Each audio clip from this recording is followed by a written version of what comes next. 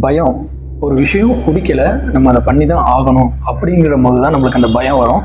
அந்த மாதிரி ஒரு 10 பயங்களை பற்றி, ஃபோபியாஸ் பற்றி பார்க்கலாம். ஆக்டோஃபோபியா. இப்போ நம்ம சாதாரணமாக கண்களை திறக்கிறோமா, ஆனால் அவங்க கண்களை திறக்கிறதுக்கே பயப்படுவாங்க. கண்களை திறக்கணும்னு நினச்சாலே அவங்க ஒரு நர்வஸ் ஆயிடுவாங்க. இந்த மாதிரி பயம் இருக்கிறவங்க கண்டிப்பாக நார்மல் லைஃப்பை லீட் பண்ணுறதே பெரிய சாதனையாக இருக்கும். ஜெலியோஃபோபியா. ஜெலியோஃபோபியா இருக்கிறவங்க சிரிக்கிறவங்க கிட்டையும் சிரிப்பையும் கண்ட்ரோலாக வச்சுப்பாங்க, சிரிக்கவும் மாட்டாங்க. அதாவது சிரிக்கணும்னு அவங்க யோசிச்சாலுமே அவங்களுக்கு நெர்வஸ் தானாக வந்துடும், ஆங்ஸியஸ் ஆயிடுவாங்க. இதனால அவங்க சிரிப்பவங்ககிட்ட இருந்தும் சிரிக்கவும் ரொம்பவுமே தயக்கப்படுவாங்க, ரொம்பவுமே யோசிப்பாங்க. 3வது கோரோஃபோபியா. கோரோஃபோபியா இருக்கிறவங்க டான்ஸ் ஆடுறதுக்கு பயப்படுவாங்க. அதாவது ஏதாவது பொது நிகழ்ச்சியில், ஏதாச்சும் பார்ட்டியில், ஏதாவது கல்யாணத்தில் அவங்கள ஆடணும்னு வற்புறுத்தினாலோ அதை ஆட முயற்சி பண்ணாலோ அவங்களுக்கு பயம் தானாக வந்துடும். இது நம்ம எல்லா பேருக்கிட்டையுமே இருக்கிற சாதாரண பயம்தான். நார்மலாக இப்போ நம்ம ஆடவே மாட்டோம் எங்கேயும், ஆனால் நம்மளை ஆட சொல்லி வற்புறுத்துவாங்க. அந்த மாதிரி இருக்கும்போது நம்ம நர்வஸ் ஆயிடுவோம். அது இந்த பயத்தை குறிக்குது. இந்த மாதிரி பயம் இருக்கிறவங்க யாராருன்னு சொல்லிட்டு நம்ம கமெண்ட் செக்ஷனில் மென்ஷன் பண்ணுங்க. 4வது ஹெலியோஃபோபியா. இந்த பயம் இருக்கிறவங்க சூரிய ஒளியே பார்க்க மாட்டாங்க, சூரிய ஒளிக்கிட்ட இருந்து தள்ளியே இருப்பாங்க. அதாவது இந்த பயம் இருக்கிறவங்க வெயிலில் வரவே ரொம்ப கஷ்டப்படுவாங்க, ரொம்ப தயக்கப்படுவாங்க. இந்த மாதிரி பயம் இருக்கிறவங்க நார்மல் லைட் வெளிச்சம் இருந்தாலே அதை பார்த்து ரொம்ப நர்வஸ் ஆயிடுவாங்க, பயப்படுவாங்க. இது ரொம்பவுமே ஒரு வித்தியாசமான பயம், அராச்சிபியூட்டோஃபோபியா.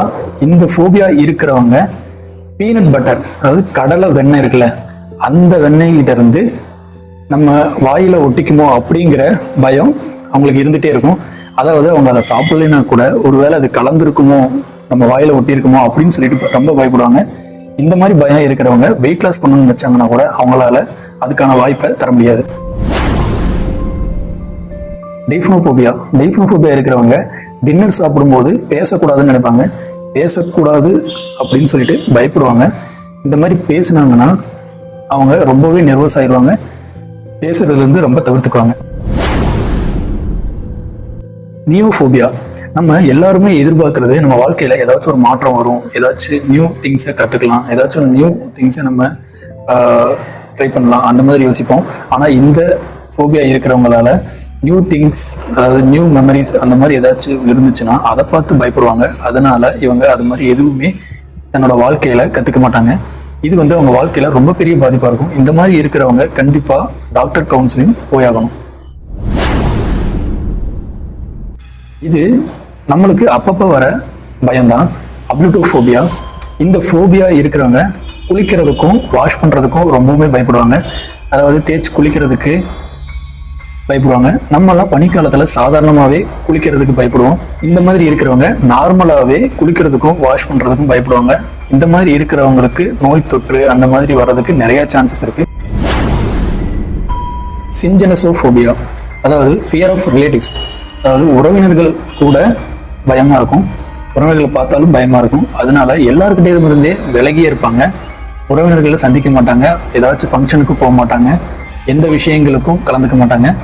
இந்த மாதிரி இருக்கிறவங்களால தன்னோட சொசைட்டியில் ஈஸியாக பழக முடியாது, ரிலேட்டிவ்ஸ் கூட ரொம்பவுமே பயத்தில் தான் இருப்பாங்க இவங்க. ஜெனியோஃபோபியா. இந்த மாதிரி பயம் இருக்கிறவங்க கன்னத்துக்கு ரொம்ப பயப்படுவாங்க, கன்னத்தை பற்றி ரொம்ப பயப்படுவாங்க. கைரோஃபோபியா. கைரோஃபோபியா கைக்கு பயப்படுவாங்க. அதாவது ஜீனோஃபோபியாங்கிறது முழங்களுக்கு பயப்படுவாங்க. இந்த மாதிரி ரொம்ப அதுக்கு கவனம் செலுத்துவாங்க, ரொம்ப பயப்படுவாங்க. உங்களுக்கு ஏதாவது ஒரு விஷயத்தை பார்த்து பயம் இருக்குன்னா அதை கமெண்ட் செக்ஷன்ல மென்ஷன் பண்ணுங்க. அது என்ன பயங்கிறதையும் நம்ம கமெண்ட் செக்ஷன்ல மென்ஷன் பண்ணுங்க. இந்த வீடியோ பிடிச்சிருந்தா கண்டிப்பா லைக் பண்ணுங்க. இந்த மாதிரி வேற ஏதாச்சும் கண்டென்ட் வேணும்னா நம்ம சேனலை சப்ஸ்கிரைப் பண்ணிட்டு உங்க ஃப்ரெண்ட்ஸ்க்கும் ஷேர் பண்ணுங்க.